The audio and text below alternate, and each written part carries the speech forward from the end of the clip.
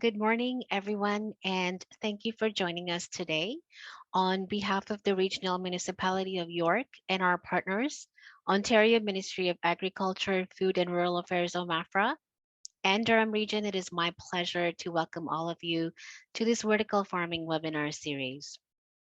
As many of you are aware, the purpose of this series is really to provide aspiring and new vertical farmers with some best practices and how-to strategies on setting up their own vertical farm business. Today's module is the last of the four as part of our webinar series, and really will focus on community-based vertical farm model with academic partners. But first, we will begin with the land acknowledgement. We would like to begin by acknowledging the Indigenous peoples of all the lands that we are on today. While we meet on a virtual platform, I would like to take a moment to acknowledge the importance of the lands which we each call home. We do this to reaffirm our commitment and responsibility in improving relationships between nations and to improving our own understanding of the local Indigenous peoples and their cultures, such as the Chippewas of Georgina Island First Nation and the Mississaugas of Scugog Island First Nation. So please join me in a moment of reflection to acknowledge the harms and mistakes of the past and to consider how we are and can each in our own way try to move forward in a spirit of reconciliation and collaboration. So in terms of our agenda for today, I'm joined here by my colleagues from Durham Region and OMAFRA.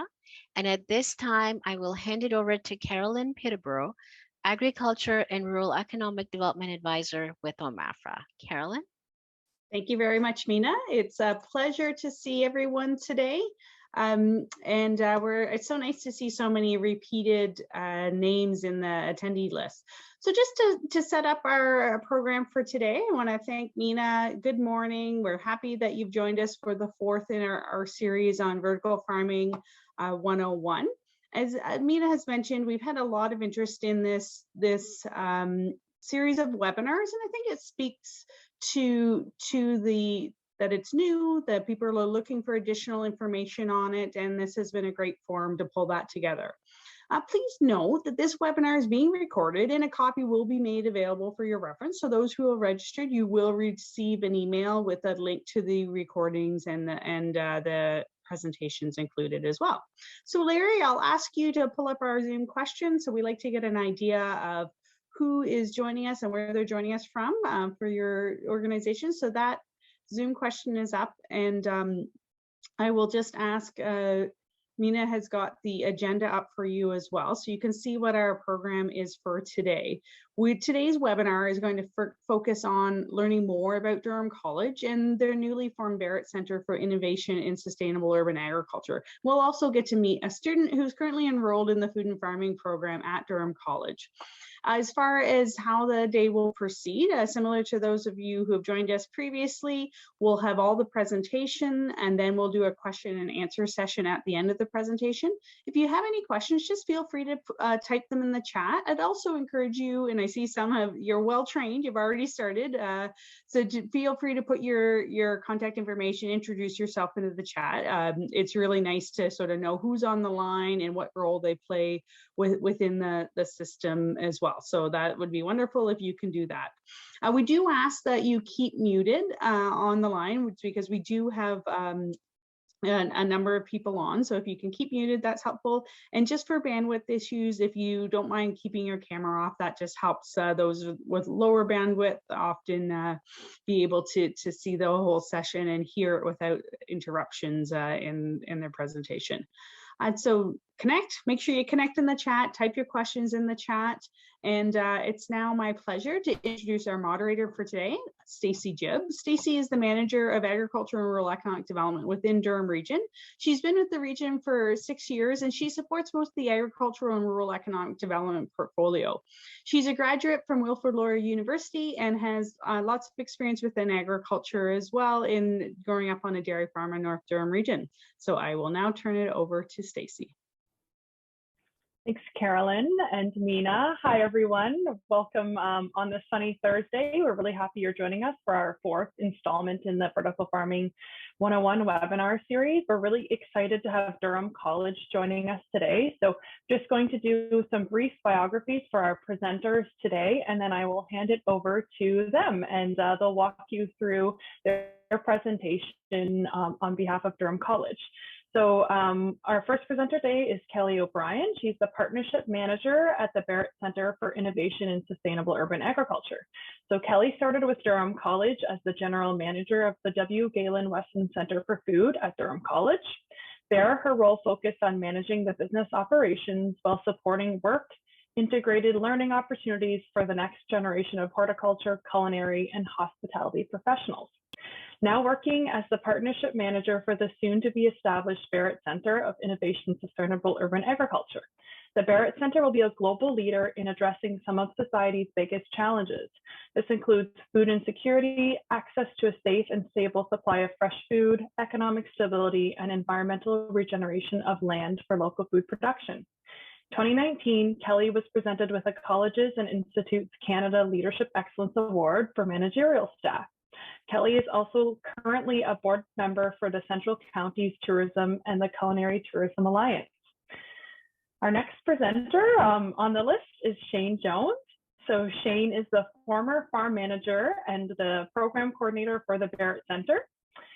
Shane is a mainstay at Durham College's W. Galen Weston Center for Food, whether it's teaching and mentoring students in class, during labs, or in the center's urban farm. He has played a vital role in shaping the college's horticulture and food and farming programs, as well as developing its living landscapes where lessons of life come from.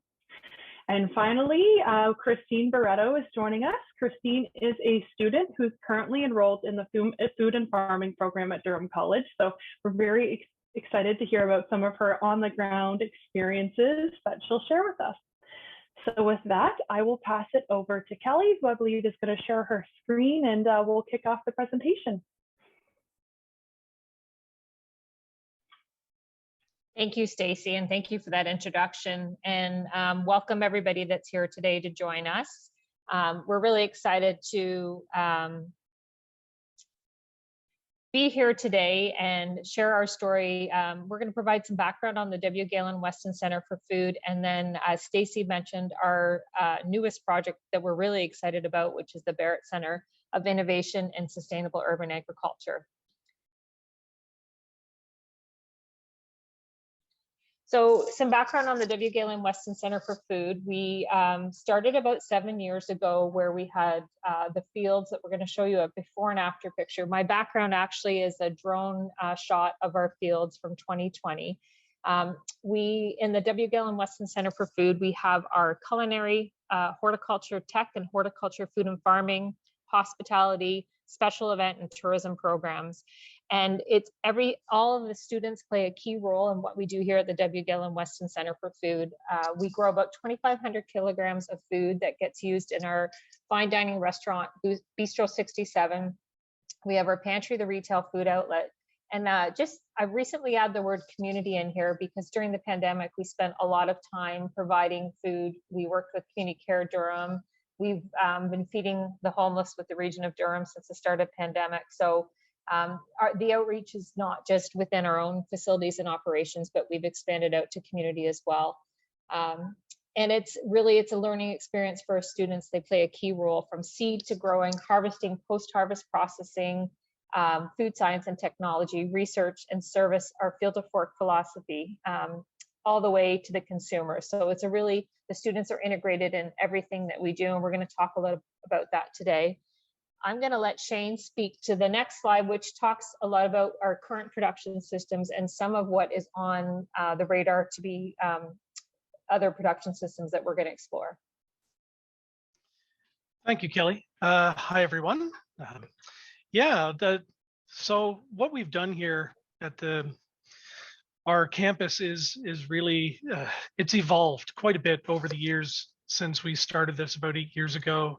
I mean, the program started actually a year before that, and we still didn't even have space to use. We were actually using a public space in the Parkwood Estate But since we've actually been started to use this land, the background behind me as well, it's evolved. And so what was first just basically blasted earth became fields and 2 greenhouse bays, adding on to that an orchard that takes up about another quarter of an acre. So in total, we have about an acre of growing space. But that evolved into adding on a passive solar hoop house, adding on an apiary, which also added on to a arboretum that housed most of our ornamental plants, and then a food forest, which helped to prop up the extra fruits that we weren't producing outside of the apple orchard. So stuff like peaches and pears, a couple persimmons, apricots, geez, it just goes on and on. Gooseberries, currants, and trying to create something of a polyculture. And that actually started as a student design and then implemented by students in our work study program. And then it continues to evolve. We've also seen the addition with some funding recently, a post-harvest facility, an extra bay to our greenhouses, which is allowing us to start with aquaponics as well. We have some raised beds, some cold frames, and then of course our also with that same funding came along a recycled shipping container provided by a company as a turnkey controlled environment hydroponic vertical growing space, which is kind of the focus of what we're talking about today. Next steps, I mean, we're looking at expanding again and again. Again, this will be a micro hop yard as well as grapes, table and wine grapes. We've also looked at hardy kiwis. We've planted some nut trees and pecans and chestnuts, and like again, it's all of it is more demonstration size. Is none of it is like, well, I don't want to say none of it's full production, but it's below what I would say would be a full production, but large enough for the students to really have an understanding as to what a production could look like if it were just scaled up. And that's kind of been our mission from the beginning, is to be able to educate students, show them what it is that they can do with these spaces. I'll get you to advance the slide.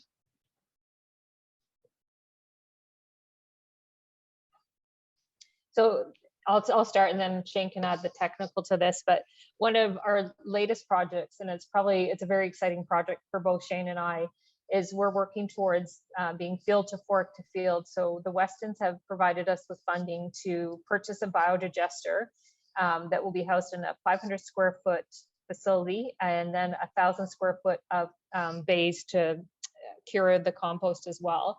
So we're just in the beginning stages of this. We have the funding, we have a biodigester in mind, just now navigating the process of an environmental compliance approval, and what that might look like. Might be 2 stages where we look to just have the actual facility approved. And then the next piece would be the ability to apply the compost to our gardens, because we have to make sure that it's the Ontario grade approval as well.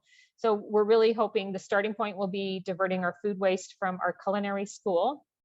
The whole campus, the last weight of food waste and compost waste that left was around 60 tons. We want to start with our culinary school, so the restaurant, the pantry, and our academic labs. And the goal is to then work towards also diverting the food waste from our on-campus food service provider. It's not, it won't be a high volume food waste from the food service provider, because it is just retail food outlets. It's not residents. It's not like a meal plan, but we're excited about this project. We think it's going to be really innovative and unique. And the idea, one of the things we want to do is document the process and the approvals and so forth, because it's, from our understanding, nobody else has done this small scale of a food waste management system. And so if it works, and if it's viable, and we get the approvals and it makes sense, we hope to support others to replicate a similar model. Shane, I don't know if you want to add anything around the process of the composting and so forth. You've pretty much captured it, but to get an idea, like there's a lot of different, either be anaerobic or aerobic composting systems out there, and different byproducts are created by those. And what we were trying to do is to find something that was a little bit more sustainable, something that doesn't have an effluent ejection from it. We don't have a need. Well, I don't want to say we don't have a need to create energy, but it doesn't fit within our model currently. So we were able to kind of find a system that kind of works for us. But as Kelly said, we're realizing that, and actually in a lot of different ways around what we do at the campus, that people aren't doing what we're doing necessarily in the way that we're doing it. So it's definitely been a learning process from some of these things. And also it's important for us not only to share what our successes are or how it is that we've been able to navigate these with others so that they can replicate it, but also to engage our students in what we're doing so that they have an understanding. I think it happens too often sometimes in academic settings where the students are somewhat oblivious to everything that goes about this. But when we're trying to get students ready to enter this exact same field that we're presenting to them, it's best that they understand also all of the barriers and the trials and tribulations that we encounter so that they have a good understanding as to where it is that they have to go from here. And I would just add, in the process of the research for the system, I spoke to a culinary school that has the same system in the States, and they love it. They've actually got it situated right beside their fine dining restaurant. So there's no odor, there's no gray matter coming out of it. And for them, they turn it into a compost, but they don't do anything with it. So he was envious of the prospect that we would turn it into a, with all the right tests and procedures, that it's a viable compost product for our gardens. And then I spoke to recently Vancouver Airport, and they have the same system right in their food court area. And what they do with the byproduct is it gets shipped for further processing offsite. Our goal is to process it on site and then eventually apply it to our garden. So I will keep you posted on that one because it's a pretty exciting project for us. And then Shane's going to sort of take over from here, but he mentioned the blasted earth, and you can see the picture on the left is what we started with, and the picture on the right is the same as my backdrop, which is a drone shot from the summer of 2020. The space that we were given to create this urban farm really couldn't have been any more appropriate, in that the college campus is based on what used to be an old chocolate factory in Whitby. And so it's just industrial land. And I remember actually not too recently going back onto Google Earth and seeing that it still shows it as a field, funny enough, in some camera angles. It's just, so this change from what we began with really has been a good testament to what can be done with the space and how to make it a living soil again, or at least building on a living soil again, which has been really important to us, because it's one thing to take already viable a living earth and then create food from it, but it's another thing to show what a transformation could possibly look like in a variety of different settings. So as you can see from left to right, the transformation as it has become, and it does continue to change. And I would say that, I mean, in an educational institution where we are, involving students every step of the way means that sometimes the master plan changes a little bit and there becomes learning opportunities, and not all crops are going to be as successful as they could be on a traditional farm where where you're not as likely to allow for mistakes or failures. But I mean, it's really important to the learning process as we see it, to make sure that we're not over managing it, that students have the ability to actually learn, because we do learn well from not getting things perfect the first time. So you can see, with nothing on the left side and then on the right side, all of the 3/4 acre traditional planting crops, our berry rows that come underneath the covered walkway. And then to the right are food forests, to the left are arboretum, as well as complementary plantings, plantings of cut flowers. Different things have evolved. What you can't see is on the north side of the CFF, the Weston Center, Galen Weston Center, is the apple orchard that's there. And of course, you can only see the shadow of it just on the right-hand side, our leafy green machine or freight farm hydroponic vertical grow space. Up next, so some pictures here just of our students working within those spaces, whether it be within the fields or within, on the right-hand side, our vertical growing space that we have. So whether it be through the delivery of curriculum, they use these spaces as our labs for the most part. And also we top that up with students who are brought in through a work study program that allows us to hire on a certain number of students during class times, as well as throughout the summer, so that some students, as many as we can possibly get into our programs, to then see it cycle to cycle from start to finish, and then to start again, gives them a real idea as to what that cycle can look like in all of these different situations. And really is a good learning opportunity for them too, to see what a traditional farming space looks like on the left-hand side, but also what that looks like as a constant turnover, a constant production in a controlled environment space, where they get to see that cycle again and again and again, and they can get used to that and predict it. Can we get you to advance to the next one? Thank you.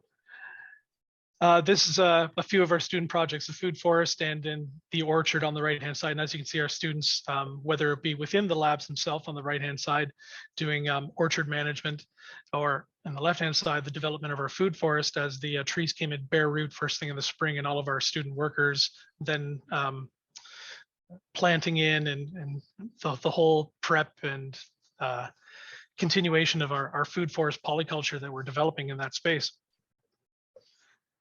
And as I said, with these opportunities, we want to make sure that they are involved in all of the steps, and again, that we're not that we're guiding and managing, but not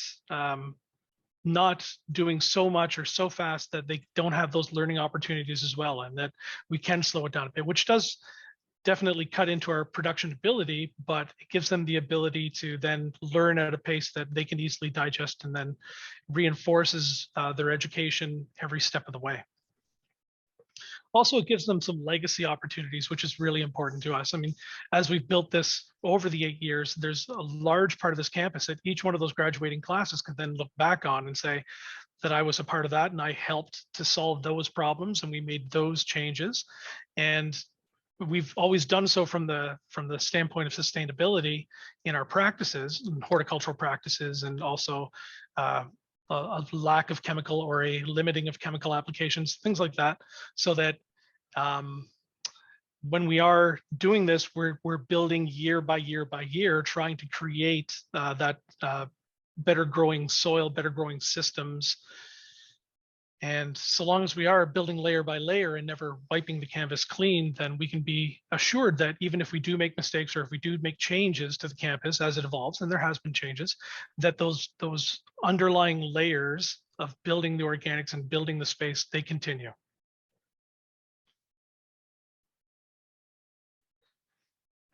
And so that leads us to this space. And I've said that we've added systems in with the idea that if it's something that we needed to show the students, some component that we didn't have before, and it kind of fit into a couple of different categories. This one, obviously, as a growing space and as a learning space, is a tighter, newer technology that will give the students the ability to learn in a space that is more representative of the emerging technologies of what emerging urban agriculture might look like, or not even urban agriculture, but in restricted spaces, or in far north, be it wherever it is, where we don't have access in northern or more remote communities. So this is what that space kind of fulfills. And we have a number of different ideas, whether it be cold frame technology. And cold frame technology is one of the oldest there is, but we still simulate that or emulate that just because we want students to understand all different possibilities. And while this particular system may not be achievable for a young entrepreneur just coming out without certain opportunities, then they can learn from other things as well. But we know that there's going to be a lot of emerging employers out there that have these sorts of systems where they just need people who are trained and understand standard operating procedures, as well as how to troubleshoot what growing looks like within a controlled environment. So that was our idea as to why we wanted to bring this into the situation, and how do we use that as a learning tool. That became our focus. Next is how do we use this space and then teach our students and give them the opportunities to work within that space. And of course, just as we got it up and operating, that's when we started to hit into restrictions and lockdowns because of COVID. And so the pandemic kind of threw a twist into things. We're producing plants, we had the rotation correct, and our levels were right. And then we had to make decisions at that point. What do we do with all of the food that we're going to be making? Do we stop it? Do we keep it going? How do we change our standard operating procedures to make sure that students can work safely within that space, to learn safely around that space? And that has definitely created it created a lot of dialogue, and it created a lot of tension, anxiety, but we were able to kind of find our way through that. It was actually a really good learning process for us. And what we ended up doing, continuing on, getting our work study students more involved, and then bringing components outside of that space to show what harvesting looks like, to show what planting looks like, and to get everyone sort of used to that, and then a rotation of students through that space. And as I said, that is not ideal for a contained environment growing space. We know that. Having multiple people enter that space who may not be as good with standard operating procedures, because we know that opens up to disease vectors, pest vectors that you don't want within a controlled environment. But when looking at what the balance was to be made, we decided that it was more important that students had that than we worried about what our ultimate production could be. Now, our ultimate production actually has been very, very good. And that was the other thing that came from post-harvest, which Kelly's going to get into in a minute, or not from post-harvest, from our controlled environment, was that once we did start producing, that also meant that our culinary programs weren't operating in the same respects during pandemic. And the bistro, which we would normally be funneling food into, also wasn't operating. So now we're creating a whole bunch of food, and we want to make sure that none of that food gets wasted. That is a large part of what we want to try to do, in that our production systems are ramping up with the culinary programs, with our community partners. We want to make sure that we're not producing waste, which means overproducing food. So I'm going to let Kelly speak to that in a minute. But what I do want to say is just some of the things that the students have been involved with, like our one student on the left panel who is calibrating sensors for the different tanks. We have a recirculating system. That's another. There are different ways in which you can produce it as a vertical farm. And in one way, you are neutrifying water and then flushing the system as an effluent and then kind of getting rid of it. In our system, we have a recirculating, basically like an ebb and flood type system, where we're simply reusing the same water and then just adjusting pH, adjusting the temperature, adjusting nutrient levels, or EC, through that constantly. But again, when you're reusing water, you also open yourself up to, if a disease vector does introduce itself, then you just keep running that through. So one of the things that we are constantly vigilant upon is just making sure that we're monitoring, doing our integrated pest management, checking for things. And then, of course, like in what James is doing on the left-hand side, recalibrating all of our sensors to make sure that they're reading properly, so that the controller unit for that space can then make the adjustments that are actual, as opposed to having sensors that are off and everything goes out of whack. And Christine on the right-hand side, working with the towers, there's Christine, in doing harvest through those spaces. It just becomes like a 4-week rotation. Oh, and just to put it out there, we did try some different things, because as an educational institution, and because we have different needs from different vendors, we did try a bunch of different things other than just lettuce. We went into arugulas and spinaches. We even did radish successfully, like French radish. But we did find, unfortunately, that it did kind of throw off our production timing as far as seedling to tower to harvest. And ultimately, because we decided that there was enough demand for just the leafy greens, that we would just focus on them, and that it made it easier for us to navigate systems and timings, especially when we have so many different people involved. So while we did try it, we decided it wasn't a good idea. Again, learning things. I'm going to hand it over to Christine so that she can talk about her experiences. Oh boy.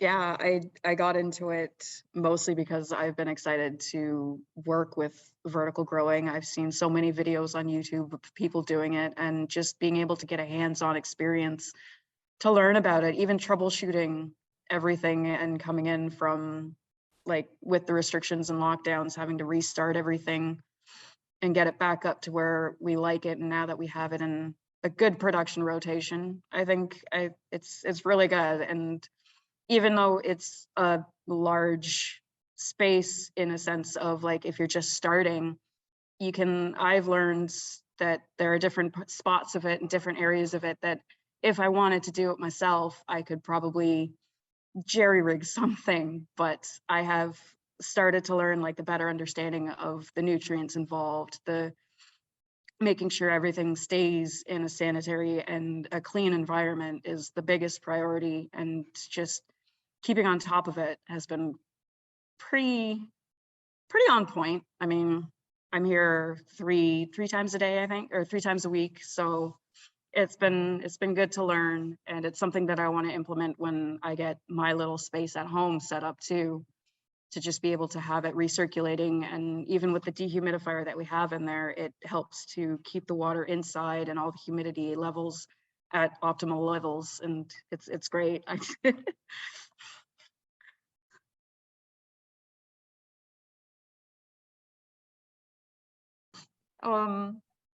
One thing that Yeah, Christine did touch on, if you don't mind me interrupting, I do want to kind of make clear, one of the things that we've been pretty clear about from the beginning when they come into the program, when we're talking about growing, and we do kind of do it through the lens of a greenhouse, as is more traditionally the case, but we try to make it more about what is growing in a controlled environment. And greenhouses aren't truly a controlled environment.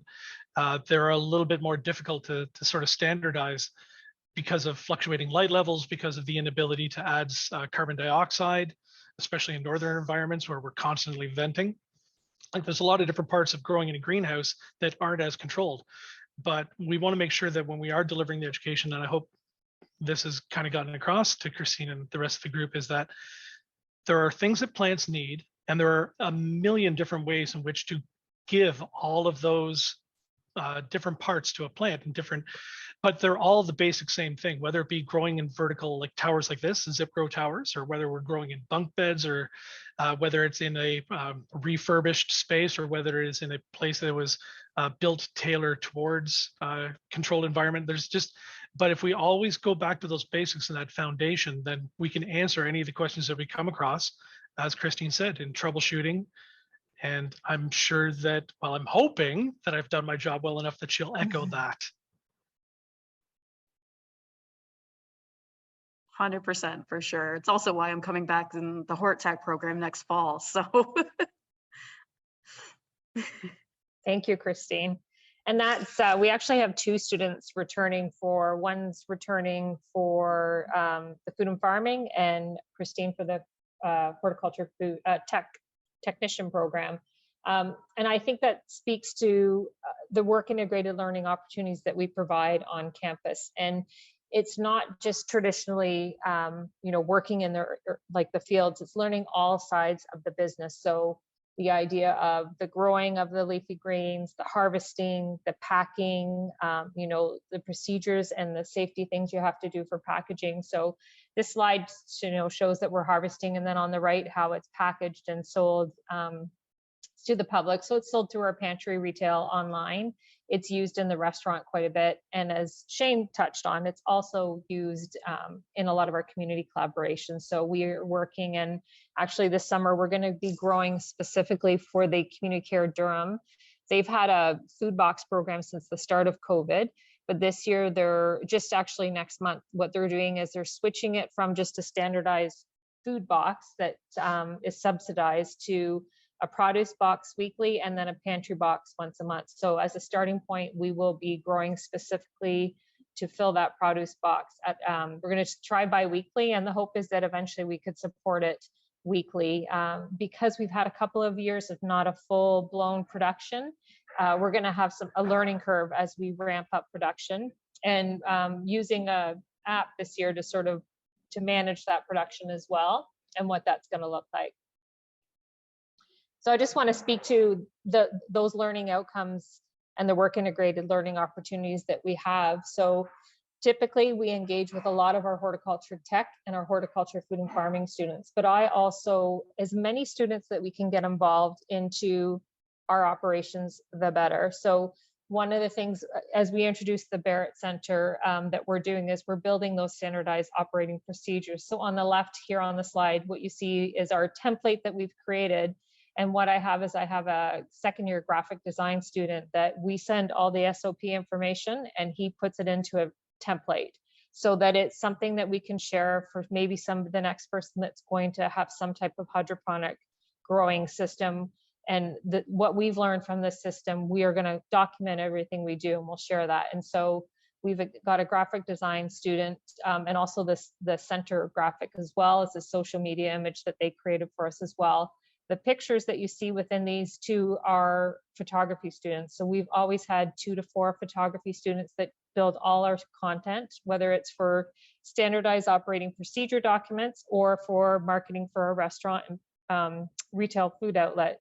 On the right is Shane touched on it. You know, we also had the leafy green machine, but we had a restaurant that wasn't open to the public for dining, and we had just not enough people around on campus that typically would buy from us. So we ramped up our curbside takeout, and we had students that came up with ideas on building these salad kits that we would send out through our online curbside takeout and promote that it was our own DC grown greens. And so then just if you look at the slide, we've got graphic design students, photography students, a marketing student that also helps us build our social media content, and culinary students that come up with ideas, also execute the food that we're sending out as well.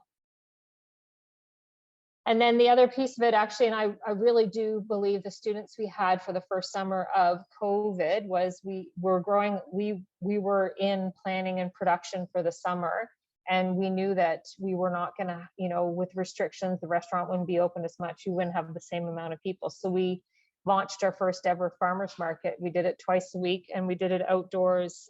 You could come to the farmers market and then walk our fields and see what we were growing and what we were doing. So we started with obviously the produce that we had grown, but the restaurant started producing baked items. We sold some of our academic production from the culinary labs. Fresh cut flowers, the honey from our hives. So we harvest the honey typically late August, early September, and then we would sell it at the farmers market as well. So we did that twice a week, and then we did a Thanksgiving farmers market as well. And on the left is our patio. So when we could and restrictions allowed, we opened up our patio for outdoor dining. So the restaurant supported the food. But what we tried to do is mirror the farmers market to the days that the restaurant was open, so that the public could see what we were doing. They could come, go to the farmers market, have a nice lunch, and then head out and walk the fields. And often on the weekends and the days that they were here, we would have students around so they could provide some background and information and tours of what we're doing. So that's where it's really full circle. We grow with a purpose, and we integrate our students into everything that we do.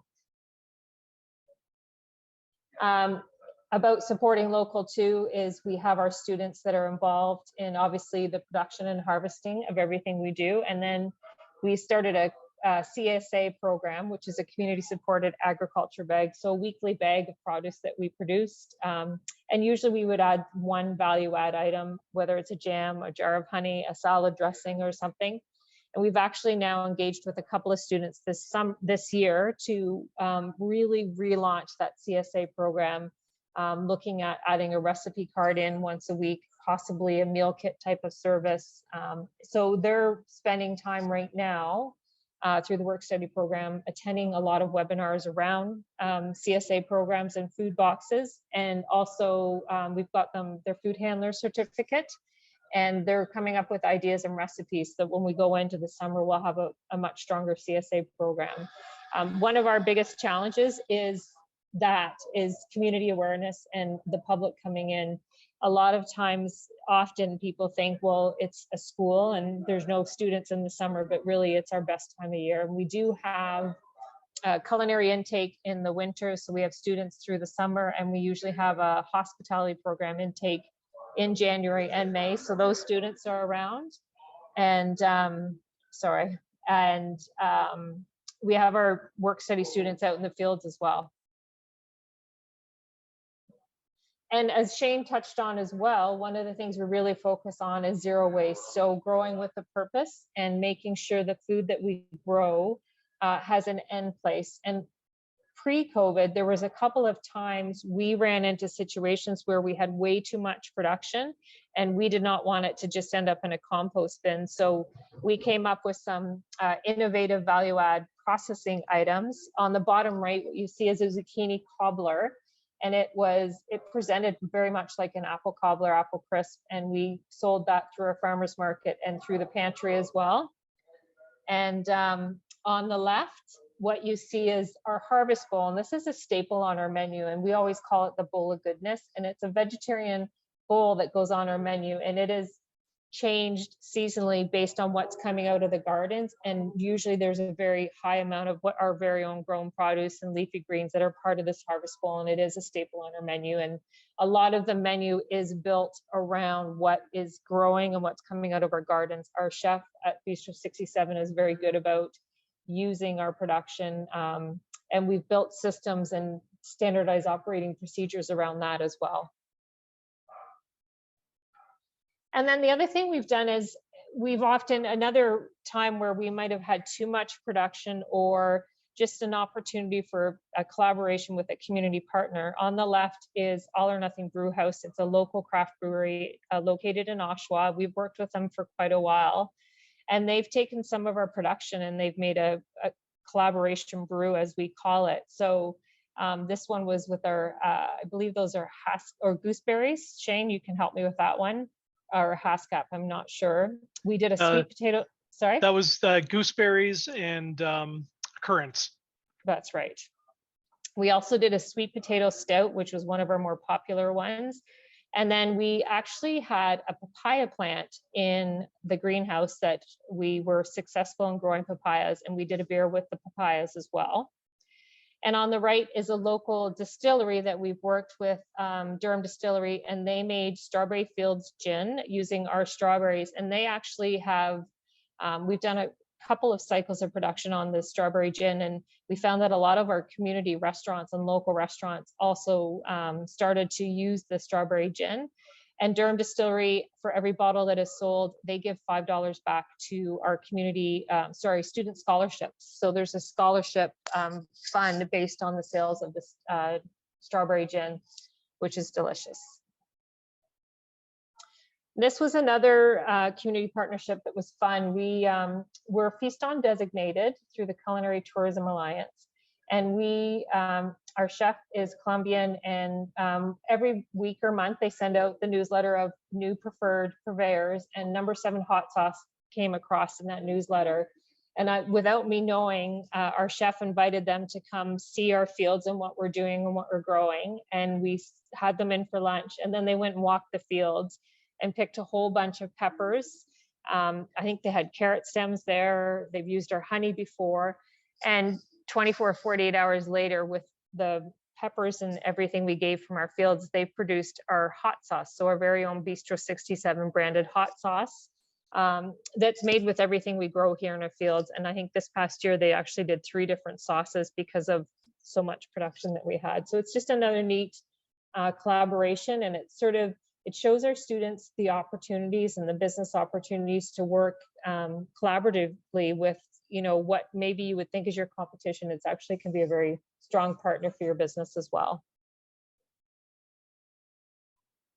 And then this is that food box, the community care food box. So on the left, through sort of midsummer to late summer last year, we supported the food box. Here we did our DC greens and fresh herb bunch and honey. So we would coordinate with Community Care Durham once a month, and they would say, here's how many people we have for the food box. You see what the food box entails currently. As I said, they're changing their model over next month. But we would coordinate with them, and whatever production we had, we would work with them to add into their community food box as well. The other thing we often did is if we did get to that place where we had produce that was not going to last in our fridges, part of the post-harvest facility is we have temperature controlled fridges, so that helped us to extend the life of our produce. But we did come across the times where we just could not get to it and didn't have the staffing, especially during COVID, that we would coordinate with Community Care Durham and end up donating some of the produce as well. The last resort for us is going to be compost and having it taken away. Now that we'll have the biodigester system, that will help with that as well. But our ultimate goal is zero food waste. And that leads to, we've been very fortunate with the work that we do. We've been recognized, the Westons continue to provide funding for us to, extend and elaborate on what we're doing here at Durham College at the Weston Center. Just last year in the spring, we have been provided more funding by the Barrett Family Foundation to build a new urban farm in our community. So Shane will be our farm manager for that, and we'll be working to locate somewhere in Durham region. We are working with the town of Whitby at the moment to build a new community farm. And the idea is to be, Stacey said in her introduction, like we want to address some of our biggest challenges around food insecurity, access to safe and stable food, that economic stability. So a model that is resilient and can be sustained, and then that environmental regeneration of land for local food production. So Shane spoke to the blasted earth that we started with here at Durham College and how we were able to turn that into a viable production garden. And so we want to work on the systems and build those systems and share the resources. And that leads to the next slide that will speak to some of the key things that we want to do. So some of the funding is actually provided for us to look at our current Weston Center urban farm and add in some what I call innovations and efficiency. So we've added in some equipment that will help us just reduce the cost of labor and do things more efficiently. And what we're doing with any of these new equipment and innovations is we've got a template that shows how it affects the economic picture, the ecological and the social, the economic, social, and ecological. So what impact it has in our operation in that respect. And what we're trying to do is build a model of a working urban farm that we can share with local community, regionally, and other urban environments. So, what it means to start a small market garden, all the things you need to consider. One of the things I mentioned with the biodigester is we are going to be this environmental compliance approval. We are going through the same approval process as a 200-acre working farm would. There is no small scale approval process. So as I navigate that and go through that, we'll document the ways so that the next person that may want to have a similar waste management system on a small working urban farm, we would provide those tools for them to navigate that process much quicker. Our standardized operating procedures that we're building for all of our production systems, the reason we're templating them is we want that to be a resource for others as well. And then some of the other work we're doing around supporting and coaching for traditionally underserved and marginalized communities is we're actually tomorrow hosting the Toronto District School Board. There's a number of schools that have some funding and they're looking to have some type of urban agriculture production growing within their schools. So Shane and I will bring them here to the Weston Center and they're going to tour the entire facility. And the idea will be, can we come up with a model for secondary and elementary schools that they could implement some type of local food production at their school, and ideally production of that food that would be used in another course, whether it's a home economics or something like that. And again, build these models so any school that has an interest or the funding to do something like this, instead of them researching it all, we could say, here's what you need, here's the infrastructure, and here's what we would recommend you grow. And again, share our knowledge and expertise. As I mentioned, everything we do will document, and those will be to help really boost our economy and boost the amount of people that are skilled and trained in urban agriculture. So the programs, we'll be building new programs, micro-credentials. We're just starting that process now to bring somebody on that will help us with that and what that would look like. So really training the next generation of our labor workforce. And in doing that, the opportunities that we provide for our students, part of the funding also with the Barrett Family Foundation is to hire some of our students to help us run the new urban farm. And we're also looking for this summer to hire a couple of students potentially that will help us prep the land. Our goal is to have that land and the site determined by this year, and then we'll start to, depending on what that land looks like, Shane will work with the students that we hire to prep the land, and we hope to be growing by the summer and summer of 2023. So really, if we had to really define some of our outcomes, it's about a sustainable and secure food system. I think if anything we've learned from the last 2 years in living in a pandemic is there's supply chain issues, and we need to be more resilient. We need to have better local food systems. And we've always said, and how do we have more food come from a community versus into a community? We want more access to safe, nutritious food. We want to champion those increased connections and collaborations and those distribution channels. So I know when I played my role as the Weston Center General Manager, we were Feast On certified at the restaurant. We wanted to work with our local food service providers and farms, but there was a real challenge to getting that food here to the restaurant, and we didn't have the resources to necessarily go pick it up. So how do we get better distribution channels going?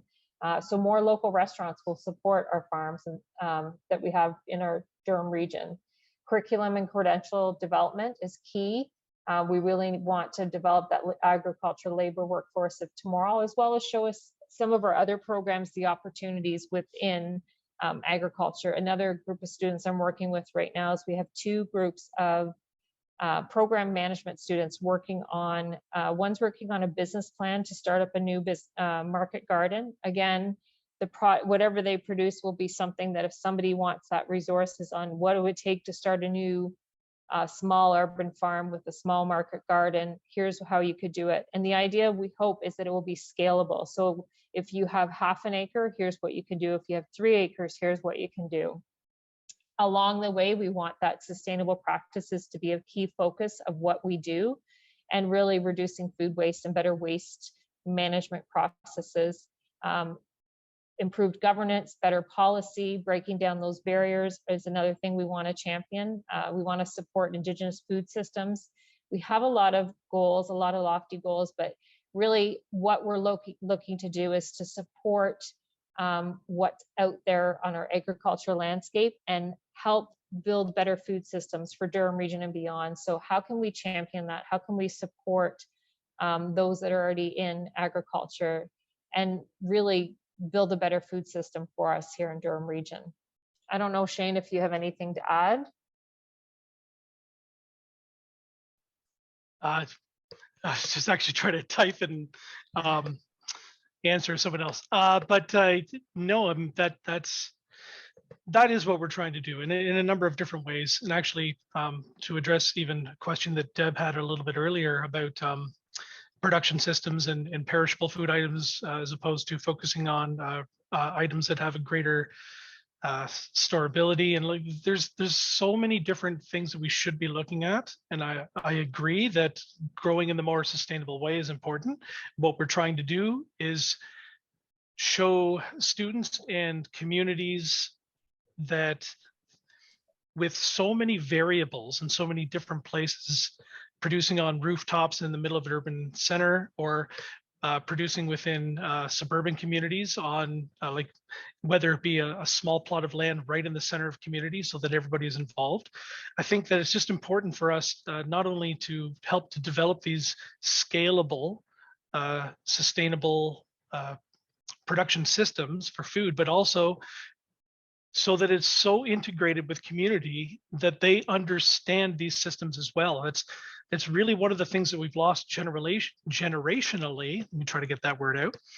In that people don't understand food systems in the way that they did 50, 60 years ago. So there's not that generational understanding or generational knowledge that has been passed down and passed down. And we just want to make everybody a little bit more food aware in what we are trying to do, and make communities buy into this, and to have that community to help to sustain it and to see value in it, so that the residents of that community also see the value of having the farmer next door, not a couple miles out of town, but right beside them. Mm-hmm.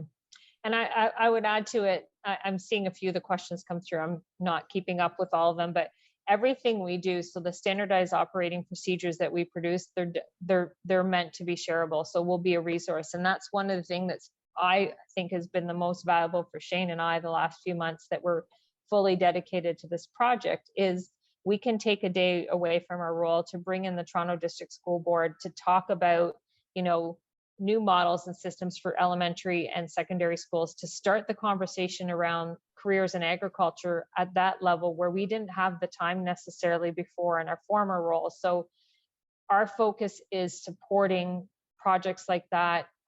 We've spoken to other groups that have, they have a small production garden, but they're looking to reinvent it a little bit. So how can we support? Shane can provide his expertise. Maybe I can provide some of the business ideas around who then can you sell your produce to. But everything our goal is to help as much as possible, and to find new systems, find new ways to help, and new partnership opportunities, new collaborative, partnership opportunities, and what that can look like. And we're open to, discussions, and we don't necessarily see the Barrett Center, the new community urban farm, being one site potentially.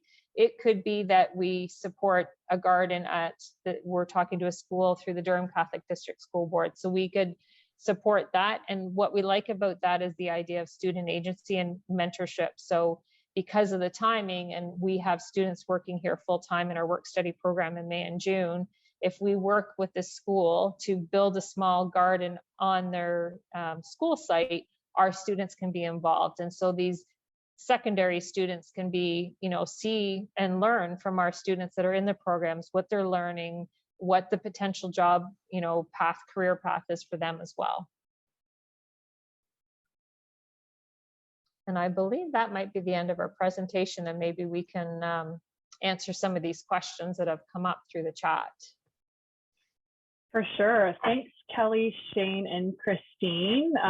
There is a number of questions that have come in, so we will certainly get to those. We're just going to take a quick minute here to share a bit of information about another webinar we've got upcoming that might be of interest to this group. And I'm also going to ask Larry if he can queue up our final poll questions. And we'll just have everyone answer those questions for us quickly so we can gather a little bit of feedback about this webinar series. And you'll see the slide Carolyn's pulled up here for us. So we just wanted to share, we are working on a So You Think You Want to Farm webinar series. So we'll drop a link in the chat if you're interested. This is a two-part webinar series on March 4th and March 11th. And really it's for new and aspiring farmers. So someone who may be looking to more about building the foundations for starting a farm, or assessing your fit for kind of getting into the agri-food sector. So feel free to sign up for that. It is a free webinar series, and it'll again be March 4th and March 11th at the same times as this webinar series, so 11:30 to 1 p.m.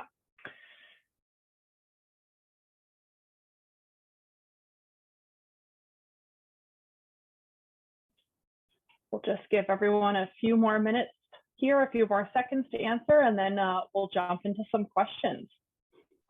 And Stacey, if I can just add, I've seen a few questions around reaching out to us with information and so forth. We're open to any conversation, and where we can help, or if there's something out there that would be useful to our project. I might have missed some in the chat, but I would just, as a blanket statement, provide both Shane and my information, contact information, so we can further those conversations or inquiries. For sure. We'll make sure that your info gets provided. I think we can probably close the poll now, so that's great. All right, so we do have a number of questions. Christine, if you don't mind throwing your camera on as well, we do have a few questions for you, so you're not getting off scot-free here, but we'll just start. And this kind of, before we get started, I do just kind of want to provide a little bit of a thread to tie it all together here, and saying that I think something you touched on, Kelly, that you're really trying to build the agricultural workforce of tomorrow. And I think that's really a key theme for this webinar to round out this whole webinar series, as we've learned a lot about vertical farming and talked a lot about the technical components. But as we all know, right now, workforce and having the skills needed is extremely important. So I think it's really valuable to have Durham College.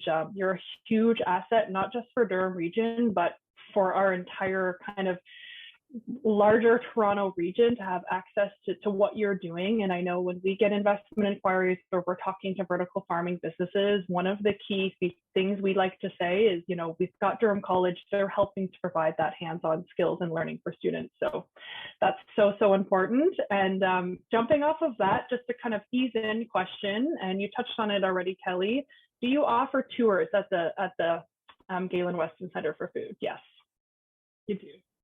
Okay, perfect. So we'll provide Kelly's contact info, and if you're looking to set up a tour, you can definitely reach out to her. Yeah, and actually something Shane and I've sort of talked about is maybe, you know, a June, midsummer, when the fields are really going, is almost like an open house tour type of thing. Sometimes if we get the one-offs and we get so many of them, it's hard to, you know, to commit to all of those, but maybe a couple of days where we would do an open house and showcase what we're doing as well. But definitely please inquire. We love showing it off. Perfect. This is a question maybe for Shane, and it's really around the container farm. How do you manage food safety and traceability within your production system? Okay, so I mean, while we do involve, as far as food traceability and so forth, that we have a lot of hands in the mix at times with students in operation of that space. But whether it be at times of seeding, times for rotation and harvest, and then certainly in times for inspection and packaging before it goes off, there are these little bottlenecks or choke points where we have someone who's overlooking what's happening exactly to make sure and ensure, and then, you know, to date stamp, and then everything kind of gets moved off to wash, pack, stored for then distribution out of our pantry services at the Center for Food. So there's those little checkpoints all along the way that we record and manage. And I'll just add to that something that thank you. We had the Ontario Agri Venture Food Center out to look at our post-harvest facility and our process, and they were very impressed with everything we did, but they added a couple of checkpoints and things to add in. So recently we brought in Ecolab, and we now have all our, you know, washing systems are automated versus human measure for the Sanitate to, you know, safely wash vegetables. You know, PPE has been put in everywhere we had it, but it's now implemented in key spots. So we're continuing evolving, and that's part of that, you know, what we're sharing, what we're doing through the Barrett Center funding as well. Those systems are coming in as through part of that funding as well. Perfect, thank you. I think we started to touch on this question a little bit, but I'll just kind of pose it again in case there's anything else you wanted to add. And I think it's kind of related to that food safety traceability topic, is really around, will you make your SOPs for small scale operations available, which I think you've said that you want to make that shareable, but anything else you want to add there? Yeah, no, I 100% will make them shareable. We're just in the process. I'm meeting with our marketing team next year around starting to build a website. We kind of thought the timing would be neat as we confirm our new home for the Barrett Center, the new urban farm. We would launch a website, but we're doing all that building of SOPs right now. We have a student dedicated to that. We have photographers dedicated to taking the pictures, and hopefully we'll have 2 students doing it in the summer as well, but 100% everything's going to be shareable. Awesome, that's so great to hear. I'll do another question for you, Kelly and Shane, and then Christine will line you up for a question after that. So just giving you a little heads up on that. You touched on this a little bit already in the chat, Shane, but do you have any tips for new farmers who want to establish partnerships, maybe with you or others in the food industry? I think you kind of said sometimes people approach you, sometimes you approach them, or any other insights on that one? Yeah, and I'm going to let Kelly jump in on this one too after I'm finished, because really she's done so much as far as organizing those partnerships. But it's been, excuse the pun, very organic in the way that we've dealt with this from the onset when we started this idea of putting the farm and creating the programs here at Durham College, knowing that we were going to be working directly with our culinary programs and the bistro on site. We took direction from them all the time, usually about December or so. What do you want in your labs? What do you plan to serve in your kitchens? And then we built our farm models around that to directly service to them. So, I mean, that has been our focus from the beginning, in that we take direction from our consumer first, that we're not just growing whatever we wanted and then hoping someone would buy it. So I would say that one of the first things that's really important as far as a grower is concerned is find who in your area is drawing from what your product is going to be, and tailor yourself to that product. Be open to change. So many different times where we've had even a chef come down and say, well, could you do this, or could you grow this? And we're like, yeah, we could grow that. How much do you want? When do you need it? And then we can work with it to actually create it. But it's not always the case, in that sometimes, like the pandemic has caused times where we, like with the leafy green machine, where we knew we would producing food, we needed somewhere for it to go. Or we decided early on we weren't sure how many students we were going to get onto the farm in the summer, and that hit us right at a time we were just about to start planting in the ground. And we decided, okay, well, we're just going to go ahead and we're going to plant everything, because if we leave the fields open, they're just going to grow weeds. So we better start growing food. And then we looked actively for people to take that food afterwards. And I'll give it over to Kelly on that one.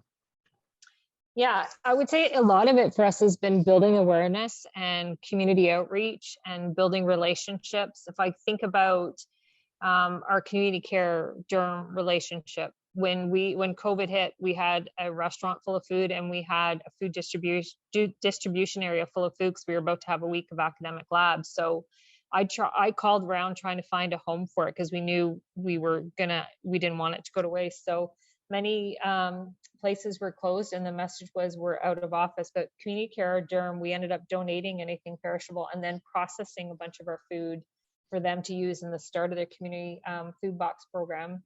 And I think it's also around education. I think education is a huge piece of it. So one of the things I'm also trying to tackle right now is we are a campus with a food service provider, and we have a farm, and we have a leafy green machine, and they're not procuring any of our food. And so we're working on it, but we're Community Care Durham. It's a conversation. It's a strategic mindset. What can we do? What can we supply? What can we do for your produce box coming this summer? With our food service provider, it's lots of barriers and lots of checks and balances and lots of protocols to get them even to think about buying our food. And so one of the conversations is, well, their volume is probably more than we can supply, but it's changing the mindset. So instead of just saying, we're going to supply all your tomatoes, how about we supply you once a week with a beautiful amount of harvest coming from our gardens, and you have a From the Fields of Durham College menu feature on. So it's just finding, sort of meeting in the middle and finding out how we can work together has been a lot of the process as well, because I think it's a shame that we're not supplying, but we're working towards that. So it's another barrier that I plan to break down. And I would say awareness, networking, collaboration, conversations, education would be my 5 key points for that.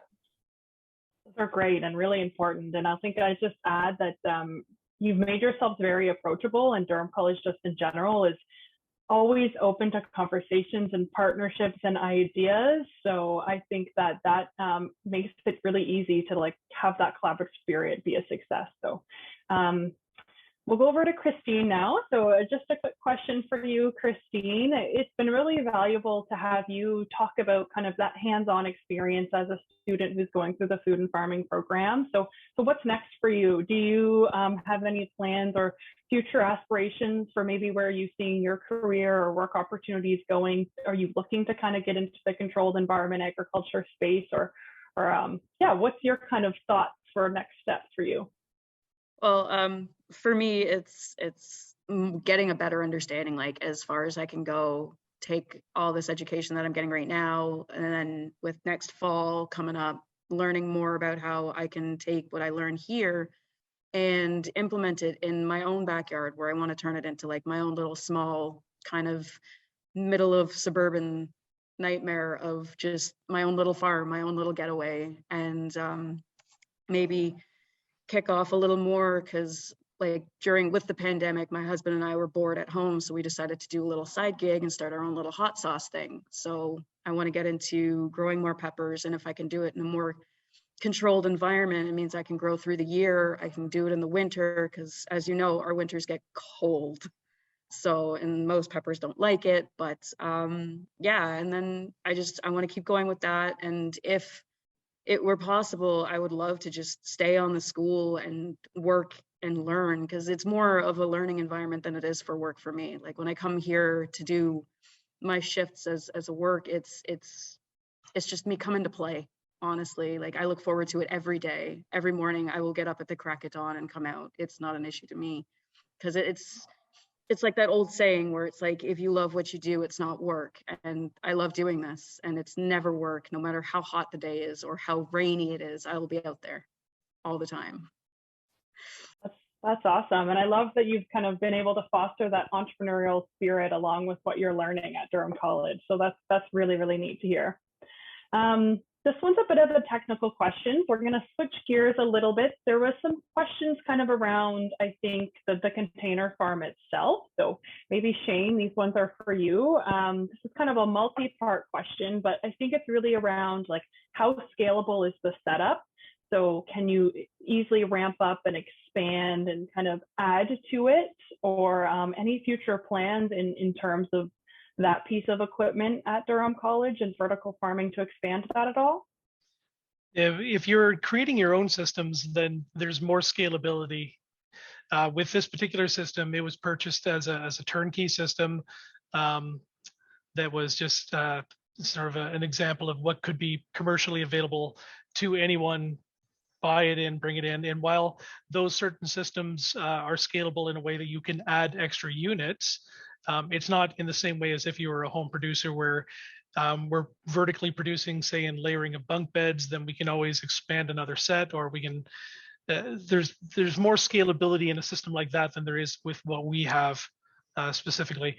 Because one of the things you'll find is, and when we talk about the sustainability of it, it's always better to kind of keep these systems in operation, to keep them running, because there's so much involved when you start and stop the system, more so even in an aquaponics system where there are biological levels that have to be maintained. If they're not consistent in their maintenance and their production from seed to harvest, then they kind of go out of whack a little bit, and it becomes harder to kind of get them back in place.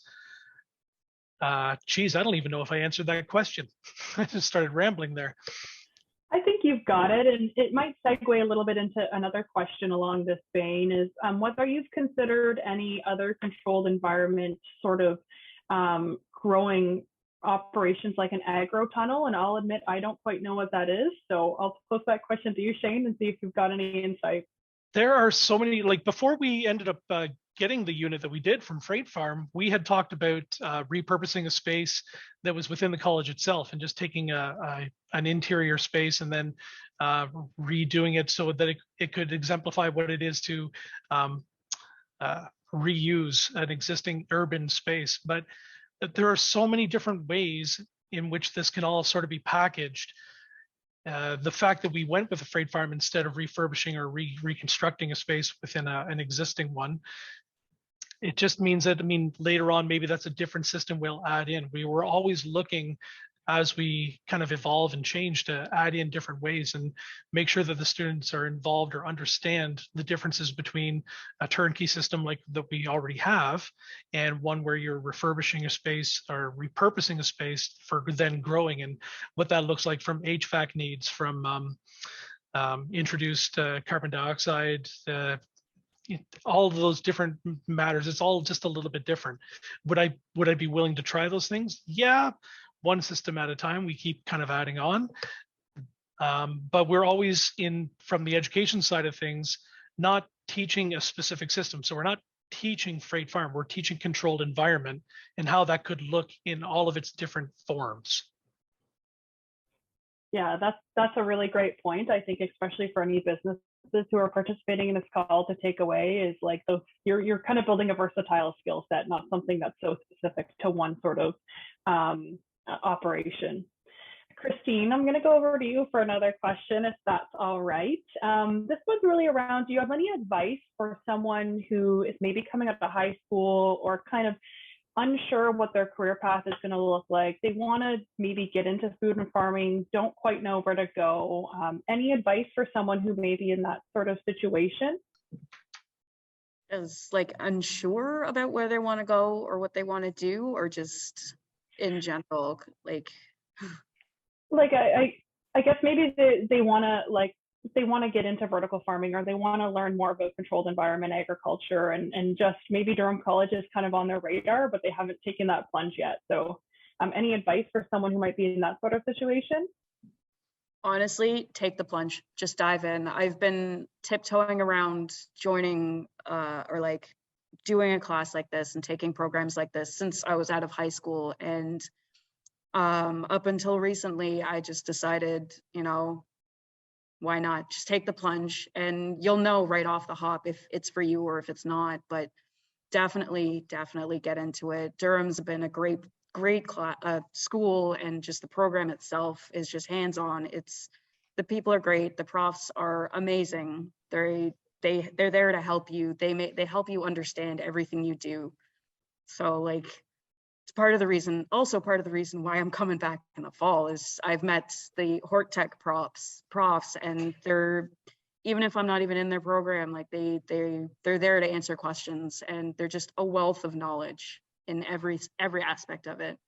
And I think you'll probably find that in any campus you go to, but like here especially, you get the fields, you get to see where it starts, and then even finish it off too if you do the work study program on campus, and just you meet great people, and it's fun, and so many more people are more friendly and more geared towards helping you, as opposed to, no, you're on your own, go figure it out. Like, you have a problem, it's like a community, they'll all come together and help you figure it out and learn from it, and everybody learns from it. If we can't figure it out, we go figure it out ourselves, and we search together and figure it out.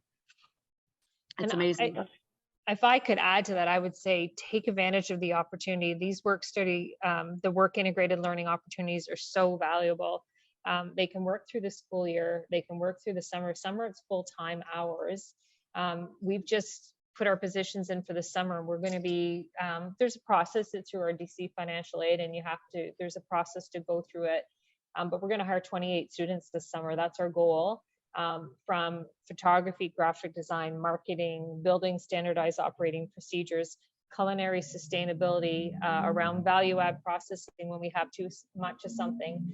And, there's been some barriers with that program. Not everyone gets approved, but a new chapter that's going to start is we have some scholarship and bursary funding through the Barrett Family Foundation. So kind of found a way that for those students that maybe don't qualify, we can still engage with them. We can still find a position and bring them into what we're doing.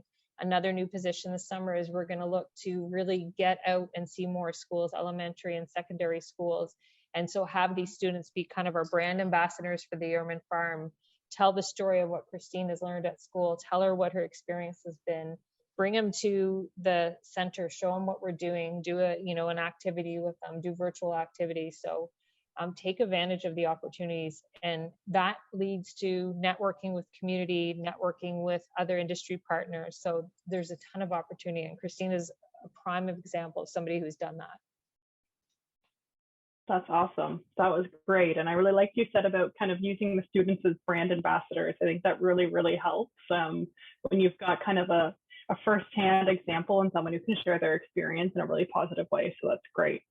I'm going to move into some questions around the biodigester. So we did have a number of questions that came in into the chat around that. So I know it's still a bit of a work in progress and you're kind of working through getting that established, but a few questions came in, and one was really around what type of biodigester system are you planning to use?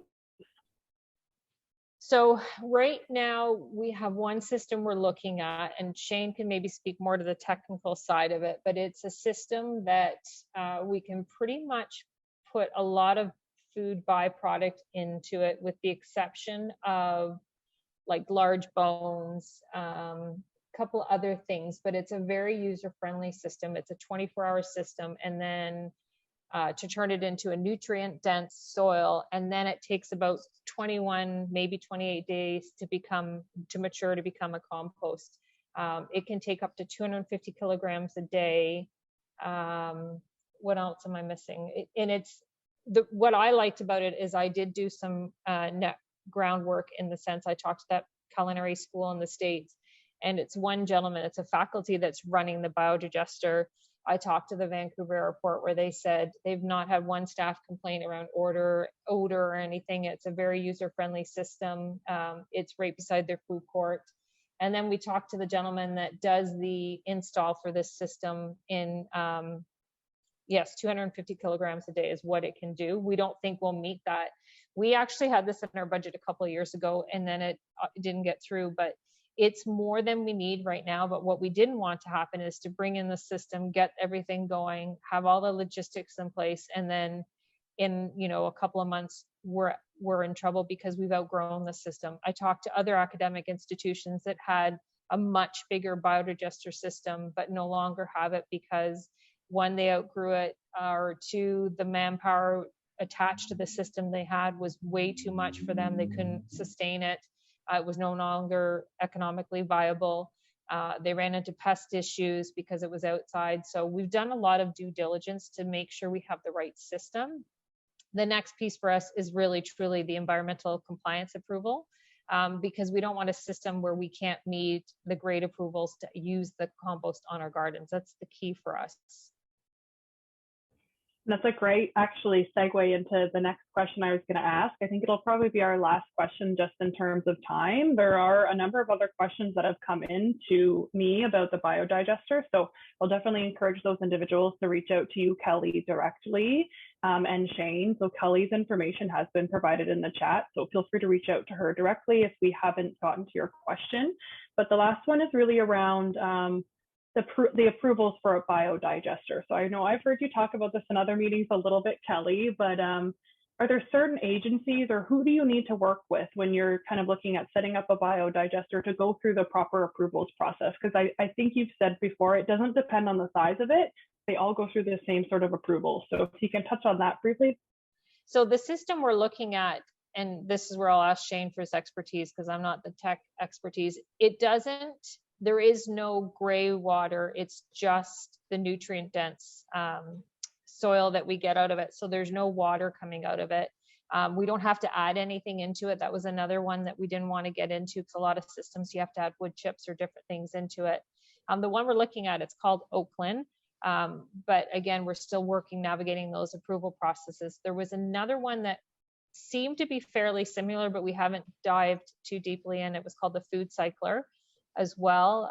There's a few systems out there, but there's no biogas on this one. It's a contained system. It has a deodorizer. It doesn't, like, there isn't other byproducts coming out of it. So I see the note about the building disintegrating. So we're working with the biodigester company as well as to what infrastructure we need. We're working with our facilities department. So we're very early stages on the environmental compliance approval because, to be honest, I didn't think it would be that much.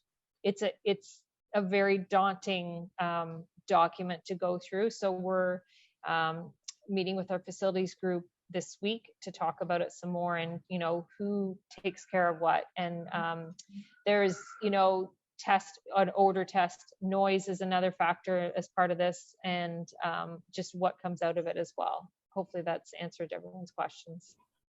That was great. Thank you so much. With that, I think we will end the Q&A, and I'll invite my colleagues Nina and Carolyn to just turn on their cameras as we go into kind of our wrap up. But before we do, I just want to say thank you very much to Kelly, Shane, and Christine. It was so valuable just to hear about the hands-on skills and all of the different partnerships that are available at Durham College, and just overall how approachable you are to really wanting to collaborate and support that whole local food ecosystem, and really kind of the future of food and farming in Ontario and across the country. So exciting, and thank you so much. I will now invite Nina to just close out the session. Thank you. Thank you so much, Stacy, and to all our webinar speakers, really, for leading us through this very engaging discussion. I really enjoyed learning about such an integrated food system model that you have at Durham College. So this really brings us to the conclusion of the webinar series. And at this point, we would really like to thank our core team at York Region, OMAFRA, and Durham Region to really make this happen. A lot of work has gone behind the scenes, including our support on technology. So thank you, Larry, and thank you everyone for making this happen. This was really a true partnership between two regions and of course our Ontario partner. So a lot of questions on the recording of all the 4 webinars. So I just wanted to reiterate, we recorded all the 4 webinars and we will be sharing a link with you shortly. And they'll also be posted on our YouTube channels at York Link, that's York Region site, as well as the Region of Durham YouTube channels. We will also share with you an email link, of all the sort of resources that were shared and contacts through presentations as well as the chat discussions, just for your reference after the webinar. So our contact information is up on the screen. We encourage you to reach out to us, to Carolyn, Stacy, and myself, if you have any further questions. So once again, thank you so much for taking the time out of your busy schedules. We really hope you gained valuable insights on vertical farming 101. So take care, stay safe, and enjoy the rest of the day. Bye.